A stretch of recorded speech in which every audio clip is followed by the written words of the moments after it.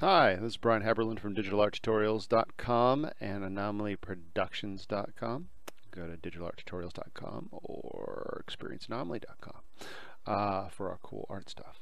This is a technique for making quick props, 3D props out of 2D images using Photoshop and zBrush. This is a photo just pulled down off the internet. Again, this isn't really meant for I mean, it's great for little bits and bobs and stuff. Nothing you're going to get super close up or you want to be, as nice as if you really modeled it from scratch. But you need a bunch of guys with clubs in their hands and stuff like that, and they're like, mid scene to far scene characters. This is the way to go. Also for just great little doodads that you want to throw in on stuff. So with that, let's get going. So I want to grab this axe. So I'm going to go in the quick selection tool, and I'm just going to go around. If you haven't used the quick selection tool, it's very handy for something like this. Clean it up a little bit in there, make it a little bit smaller so I can get that bit. Oops. There we go. Okay. Good enough for government work. Okay, so what I'm going to do, the first step I'm going to do is make essentially a height map out of this. So I'm going to make another layer. I'm going to fill it with black. Okay, so that's a silhouette of our hammer. I'm going to reduce the opacity just so I can see some of the detail below it. And I'm just going to go in with a nice, soft, light airbrush. If you have any of my brushes, I'm going to be using the old school airbrush tool, which just is a big one, no size, just opacity on here. Go to white, and where I'm painting, this is where the stuff would come up in the model. Okay, black be back down, white be back up. Okay, and just again, it's just for the basic shape. You could do a little bit more stuff. I'll do a little bit, on these little kind of strap things, but it's really going to be some pretty simple geometry, mostly driven by the texture. Okay, so we have the shape now. So let's go ahead and bring this back up. Voila, perfect. Now you're thinking, what the hell is he doing? You'll see. Okay, I'm going to invert the selection, and I'm going to fill it with pure black. I'm going to invert the selection again, and I want to make sure any of my black that's in this piece is not quite 100% black, because otherwise, if it's 100% black, zBrush will see it as transparent in the alpha. So we don't want that, because we want that edge. So I'm going to go into levels, and down here, output levels, I'm just going to kill some of the black. Okay, let's go to 10. Yeah, 8's fine. Hit OK. All right, so this is going to be our alpha for zBrush. Okay, so I'm going to File, Save As, and let's go ahead and make a new folder. New folder, zBrush Club. I'm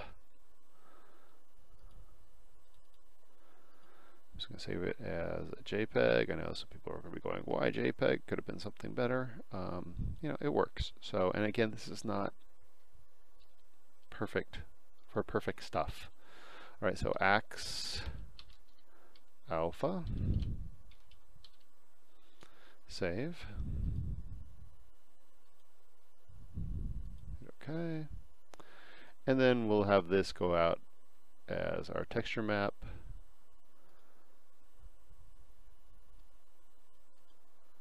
JPEG, so we'll just save the color file, going back to the computer, zBrush Club, which looks like zBrush Dub. Okay, so here's the axe color. And don't have to be 12. Okie doke. So let's jump now into zBrush.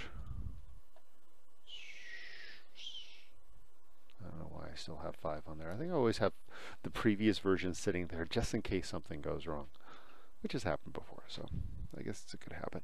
All right, so close Lightbox. I'm going to load an alpha, import. I'm going to go to that new folder that I made. I'm going to go down to zBrush Club. Alpha, open. And now what I'm going to do is alpha, create, make 3D. Okay. Now you can experiment here with the make 3D settings, especially if you haven't done it before. So right now, it's kind of the default settings. I'm going to do make 3D. Okay, the club will be up here, drag it out, and you'll see there it is. It's about 1,000 polygons. Yeah, it's, kind of okay for government work. Let's try it. Let's mess with this one more time. I'm going to go ahead and do a new document. I'm going to come back in, grab my alpha again. I'll show you what happens when we change some of these settings. So I'm going to bring the settings up a little bit more, a little bit higher. The depth looked about right. Double side as we want because the axe is going to have both sides. And let's bring the smoothing down this time to like 3. Make 3D. There we go. So that's got a little bit more detail in it for us. So I'm going to say okay with that. It's like 7,000 polygons. Again, we can always decimate these things. So again, that's to taste. So you can go lower, higher, whatever you want. It automatically keeps the mask on there, so you want to make sure that you get rid of the mask. Oops. Maybe take one more step back. There we go. Edit. I didn't, of course, put in edit. I don't know why it still asks you to do that. You would think anytime you load something that, anyway, never mind. Clear mask. There it is. I would think a little bit of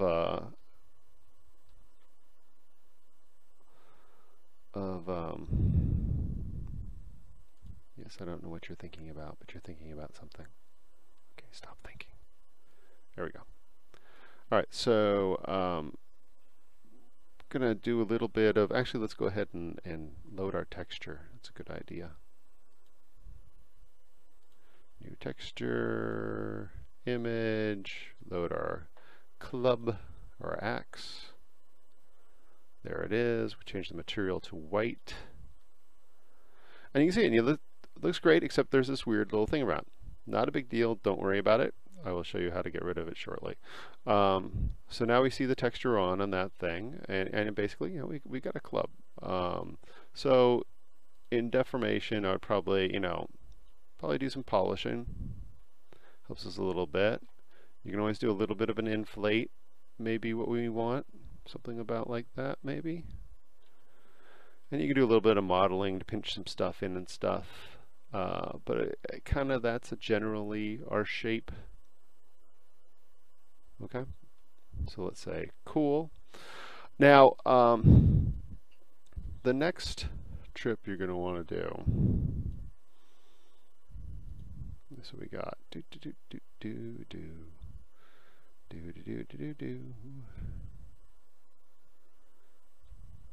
Okay, so I'm going to go to Polypaint, colorize, Polypaint from texture. Of course, I have to put on my RGB draw mode, which I never do, and I always forget. There we go. So it's Polypaint, it's all low and everything like that, so that's why it looks kind of weird there. All we have to do is divide, divide, divide, and we'll go back to Polypaint. From texture, update it, now it's nice and crisp and nice. Okay, so there we go. Let's go now. We can't just output it like this, and the reason why is all that sort of pinky stuff that's going around the outside is not really mapped correctly, and that's why it's there. Okay, So what we need to do is go ahead and bring the geometry back down because it will be happier when it does it. Z plugin, UV master, symmetry, unwrap. That's all I'm going to do. Nothing special. Okay. So now it's all set up there. I want to generate the map, so I'm going to go back to high.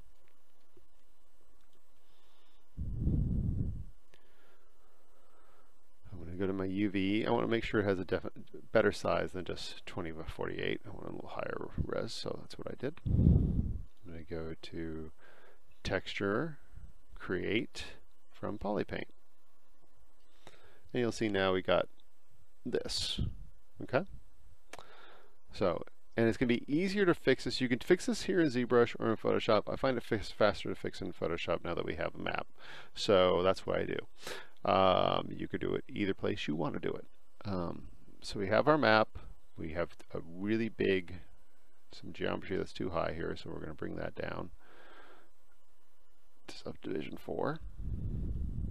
Okay. See the texture's on. You don't really notice anything's going on there. And again, there could be a little bit more work here to the actual shape, but I just want to get you guys to where you need to get to. So let's go ahead and export our texture. So I'm going to clone the texture. I'm putting it out to a file format where it flips the vertical, so I'm going to make sure I do that. So I clone the texture, go up to texture, there it is, and we want to flip it vertically and export it. I'll put it in that same folder. I'm make it a TIFF. Save. Then we want our geometry. And again, we could decimate the geometry. We could do all kinds of things to this geometry, bring it down lower than 7,000. But I'm leaving it at 7,000 right now. So let's export the geometry. Same place. Fine. Save. Okay. Going back into Photoshop. File. Open.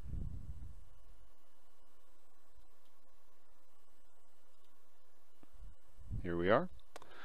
Now basically all I'm going to do, I'm going to do it in a layer just to, keep me from doing something stupid, but is just expand out the stuff into the beige. So really it's a matter of going with the stamp tool.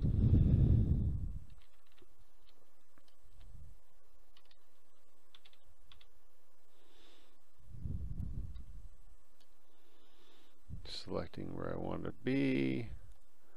I'm going to do the current layer and below. Oops. I want to make sure I don't bring in that black there.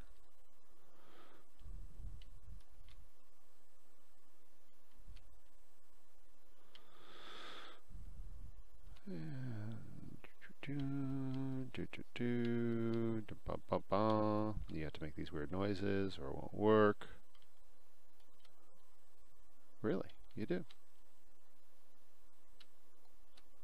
Boom. Same thing here. Again, I'm just getting rid of all those little bits. It's really easy. It's probably going to take me a minute to do. And again, this can all be always done, nicer than I'm doing it right now. Bring this down a little bit more in here.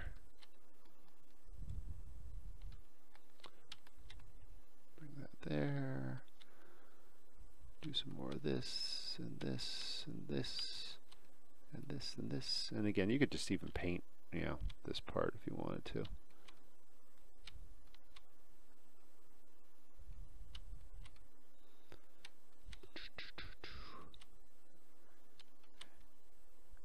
And embedding content-aware fill might even do a quick, decent job on this. Anyway, okay,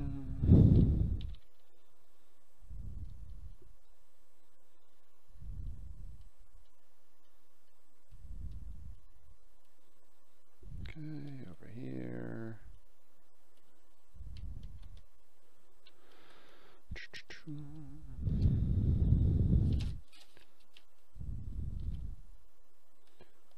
boom, boom, boom, boom, boom. Each time I put down, I have it set so it's just pulling from the same spot, so I'm not constantly, you know, jumping around half the time. I want rock all in here. Rock, rock, rock, rock, rock, rock, rock, rock, rock, rock, rock. Rock, rock, rock, rock, rock, rock, rock, rock, rock.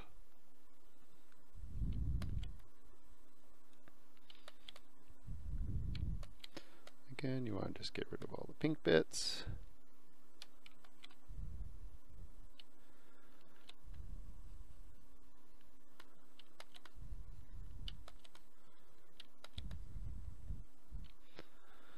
And I think this should be probably these little strappy things. Again, this could definitely be done better than I'm doing it right now, but I'm just covering. Okay, so really I would bring those straps all the way out a little better than what I'm doing right there. But anyway, again, remember this is not being designed to be, you know, a perfect thing here. Again, if you wanted to, you can go into like a real brush and grab this color and give us that strap all the way across and paint it properly.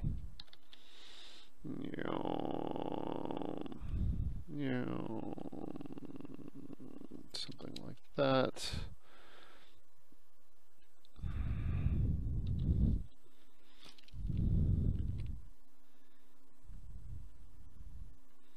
Again, just the idea is being quick here. So there we go. Save.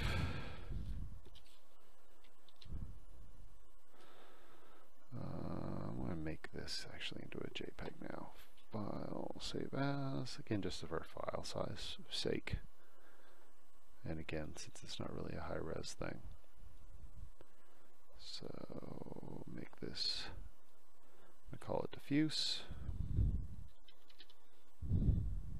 Or diff. Save. Okay.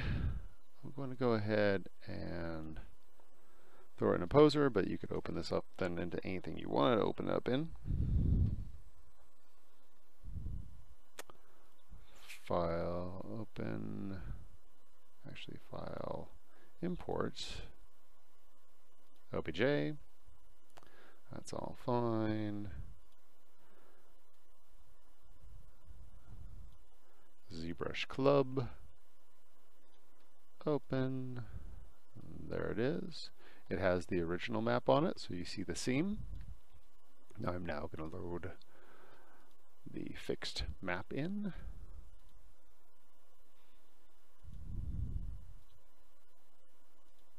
Okay. I'm going to also let it kind of jump in and do a little bump for us at the same time. Get some lights on it so we can see what's going on. And there it is, your quickie axe.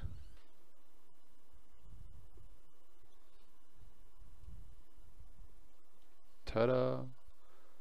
I don't know, it's probably a few minutes, but pretty fast. But imagine what you can do with some really cool art driving this stuff. And again, you can always go, oh, you know, does this need to be wider or not, you know?